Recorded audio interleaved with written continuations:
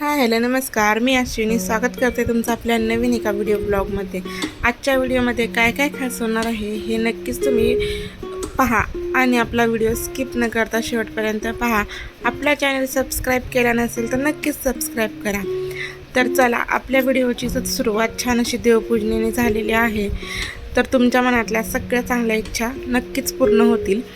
तर या इथे आज होता मंगळवार आणि भोगीचा दिवस म्हणजेच संक्रांतीचा आदला दिवस.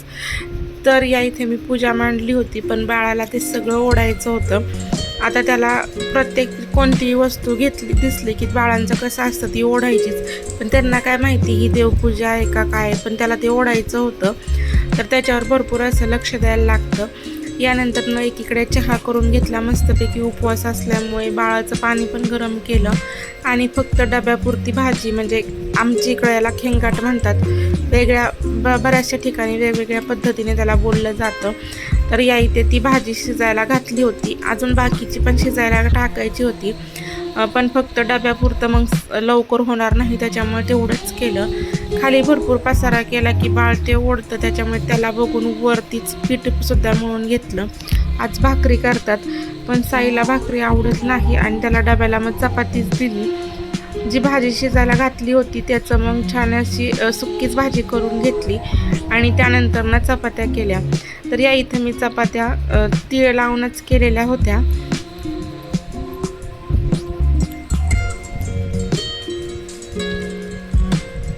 तर फक्त 6-7 चपात्या केल्या आणि बाकीच्या भाकरी करायच्या बाकी होत्या. ते मस्तपैकी आता चुलीवर आपले खेंगाटची भाजी आणि भाकरी होणार आहेत. तर अगदी खरपूस अशा भाकरी आपल्या चपात्या झाल्यानंतर चुलीवर झाल्या.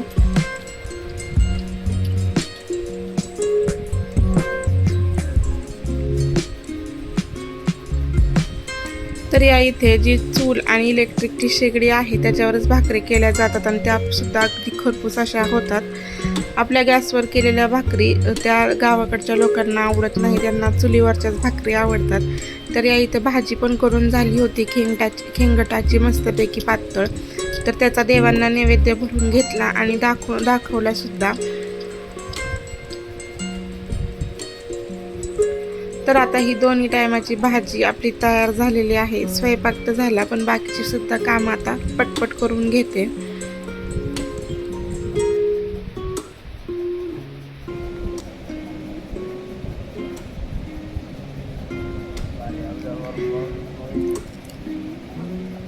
तर तुम्हाला आमच्या भाकरी आणि खेंगाटाची भाजी कशी वाटली, ही खेंगाट हे नक्कीच कमेंट करून सांगा.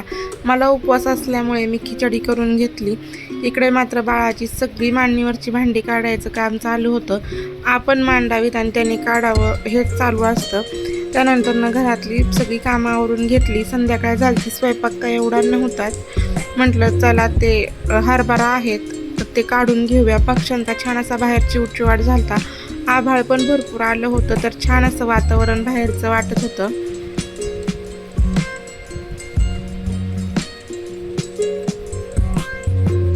संध्याकाळ झाली, देवाची दिवाबत्ती केली, त्यानंतर लगेच आरती सुद्धा करून घेतली आणि मंगळवारच्या या उपवासाला तो जो लहानचा आणि ह्याचा गुळाचा प्रसाद असतो तो सुद्धा ठेवला. तर बाळाने मात्र रांगोळी सगळी विस्कडून टाकली होती. या इथे भाजी गरम करायला ठेवली आणि फक्त 2-3 भाकरी करायच्या बाकी होत्या, पण काय झालं, लाईट गेली कारण की इकडे इतका पाऊस झाला. आता इकडे जर मी आवाज तुम्हाला ऐकवला तर कॉपीराईट येईल, कारण की मोबाईलची गाणी बाहेर चालू होती आणि साईचा सुद्धा आवाज होता. पण भरपूर असा पाऊस झाला. तुमच्या भागात झाला का नाही हे नक्कीच कमेंट करून सांगा. आणि गावाकडे कसं असतं, थोडा जरी पाऊस झाला किंवा आभाळ आलं की पहिले जाते ती म्हणजेच लाईट.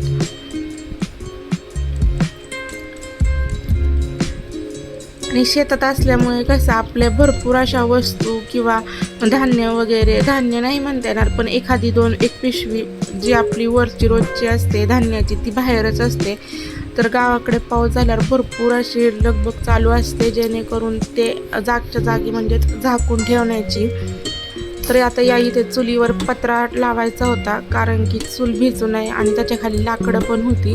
त्यानंतर फायनली लाईट आली आणि आता तुम्ही पाहू शकता कसा असा जोरदार पाऊस आपल्या इथे चालू आहे.